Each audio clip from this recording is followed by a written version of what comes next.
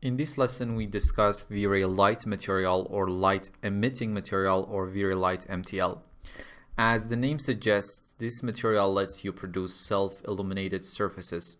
It also has some options that lets you completely turn your object to a light source like the V-Ray mesh light that we discussed in the lighting section. We are going to be working with the scene in this lesson. Right now, the only light source is the environment. Our V-Ray sun is turned off, and I decrease the height of the sun to make our V-Ray sky in the environment darker and maybe closer to sunset. We also have our V-Ray portal lights enabled in front of our windows. We have these ceiling lamps and this plane. For now, let's hide this plane as we don't need it. The two main objects that we want to turn them into a light source are this light MTL01 object and light MTL02 object that are part of these ceiling lamps. Let's go to the frame buffer and take a look at a render with the current lighting. As you can see, the environment is the only light source right now, and we have a very dark scene. Open up the material editor and let's add a V-Ray light material. Also, let's select our wannabe light sources and apply the V-Ray light material to them. Now, without changing anything, let's see what the lighting would look like right now. Now we have transferred those objects into self-illuminated objects, and because GI is turned on, they affect the overall lighting and illumination of the scene as well. Now let's explore the parameters of the V-Ray light material. First, we have color, which is obviously the color of the light or self-illumination. Next, we have this color multiplier value, and obviously the higher the number, the brighter the self-illuminated surface will be. Let's take a look at different renders with different multiplier values. In the first render, multiplier was set to 1, then 2, and then 4. And each time the self-illuminated surfaces and also the overall scene illumination are brighter. Next, you have this light color texture slot, which allows you to specify a texture to be used as the self-illumination color. In this case, let's use a gradient ramp.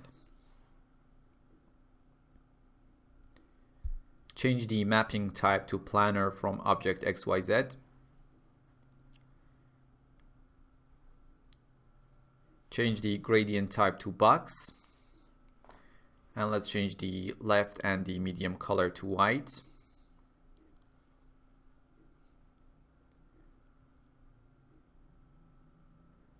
And the right color maybe to a warm color like 194 for red, 139 for green, and 53 for blue. Now, in our frame buffer, we can see how this texture is controlling the light color.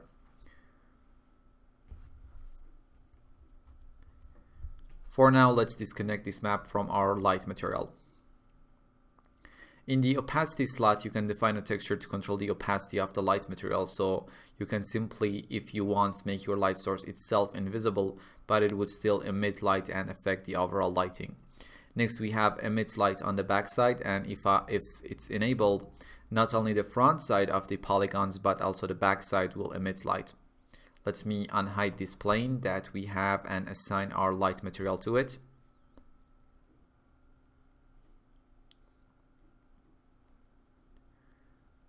Now let's take a look at two renders with and without emit light on the backside. In the first, which was done with emit light on the backside off, you can see the backside of the plane is not emitting any light. For the next render, it was on. Now you can see actually the backside of the plane is emitting light, and it affects the nearby wall. Now let's turn emit light on backside off. Also, let's hide the plane for now as we don't need it. We have compensate camera exposure. When enabled, the intensity of the light material will be adjusted to compensate the exposure correction from the very physical camera. We have multiply color by opacity. When enabled, the color of the light material is multiplied by the opacity texture. Otherwise, the color and opacity act independently. Now, using this displace option, you can add displacement to the very light material. Obviously, you can use this texture slot to specify your displacement map and this value to control the strength of the displacement mapping. Down here we have direct illumination controls, and using these controls you can turn the self-illuminated surface to an actual light source. Right now the surfaces with this material applied to are only self-illuminated, and the reason they affect the overall lighting a bit is because GI is turned on, but they have no direct lighting contribution in the scene. When direct illumination is on, now any object with this material applied to is an actual light source, like a V-Ray mesh light. Let's see the renders with and without direct illumination, but first let's turn off GI in our render settings so we can see the results a bit better. In the first render, direct illumination is off, and in the next one it is on.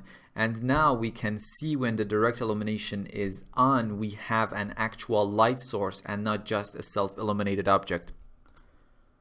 We have subdivs to control the quality of the light, and cutoff threshold, which is the threshold below which the light contribution won't be computed. And as I discussed these parameters in the lighting section extensively, I won't explain them any further here. For the final render, let's turn on GI. Change the irradiance map preset to high. Image sampler type to bucket. And in the common tab, change the dimension to 1200 by 1600. And now we can render the scene. And here is our final render.